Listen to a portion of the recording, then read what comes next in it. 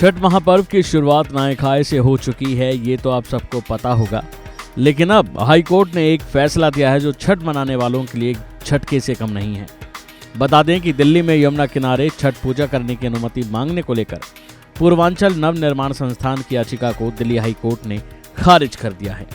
इतना ही नहीं, high court ने इस याचिका को खारिज करते हुए कहा है कि यमुना नदी में अनट्रीटेड सीवेज छोड़ा जाता है, जिसके चलते इस वक्त यमुना नदी बेहद प्रदूषित है और ऐसे में लोगों को यमुना नदी में छठ पूजा करने की इजाजत नहीं दी जा सकती। देखा जाए तो तमाम लोग छठ पूजा के लिए यमुना घाट के किनारे जुटते हैं, लेकिन कुछ दिनों से दिल्ली की हवा कितनी जहरीली हुई पड़ी है ये तो सबको पता है, जिसके चलते दिल्ली हाई कोर्ट ने यमुना नदी में छठ पूजा की इजाजत देने से मना कर दिया है। कोर्ट ने कहा है कि वह बीमारी का खतरा है, इसलिए इजाजत नहीं दी जा सकती। ये प्रतिबंध यमुना नदी में प्रदूषण के उच्च स्तर की वजह से लगाया गया है। ऐसे जहरीले पानी में नहाकर लोग बीमार पड़ सकते हैं। जाहिर है कि मंगलवार को छठ पूजा के पहले दिन श्रद्धालुओं ने यमुना नदी किनारे जहरीले झाग की मोटी परतों के बावजूद इसमें स्नान किया। इस दिन लोगों की खास भीड़ देखी गई, क्योंकि इस महापर्व के लिए पहले से ही लोग तैयारियों में जुटे थे। कालिंदी कुंज क्षेत्र में श्रद्धालुओं ने प्रदूषित नदी में स्नान किया, जिससे स्वास्थ्य और सुरक्षा संबंधी चिंताएं उत्पन्न हो गई। तो वहीं दूसरी ओर दिल्ली में छठ पूजा के लिए घाटों की तैयारी को लेकर आप और बीजेपी में अलग ही युद्ध चल रहा है। दिल्ली के पूर्वांचली समुदाय के लिए छठ पूजा एक महत्वपूर्ण त्योहार है और इसमें यूपी, बिहार और झारखंड के भोजपुरी भाषी निवासी शामिल हैं।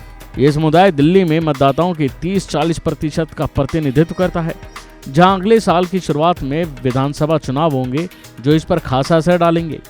सुनिए इस बारे में पर्यावरण मंत्री गोपाल राय ने क्या कहा। नहीं, ये आम आदमी पार्टी और बीजेपी का टकराव नहीं है। ये पूर्वांचल के लोगों के प्रति भारतीय जनता पार्टी के नेताओं में जो नफरत है उसकी अभिव्यक्ति है।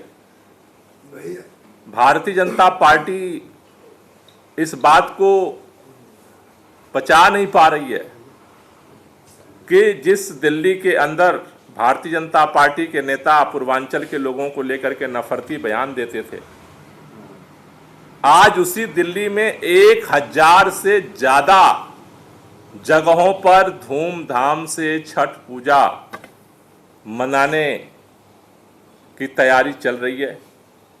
और कल जो छठ पूजा में अर्घ देने का जो उत्सव होता है सूर्य देवता को, वो धूमधाम से मनाया जाएगा।